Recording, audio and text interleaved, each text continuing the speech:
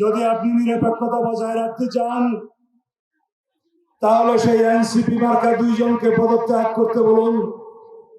যদি পদত্যাগ না করে আপনি বিদায় করুন। ভোটদানের পরে সাংবিধানিকভাবে অন্তর্বর্তীকালীন সরকার গঠিত হয়েছে, কিন্তু মনে করবেন না রোজ কিয়ামত পর্যন্ত আপনাদেরকে আমরা এই জায়গায় দেখতে চাইব। আপনার সরকার এখন মানুষ বলছে এনসিপি মার্কা সরকার।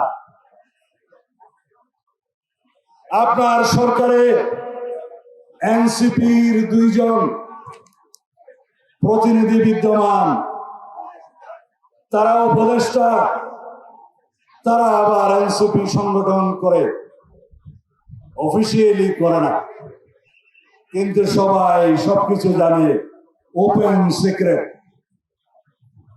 যদি আপনি নিরপেক্ষতা বজায় রাখতে চান তাহলে সেই এনসিপি মার্কা দুইজনকে পদত্যাগ করতে বলুন।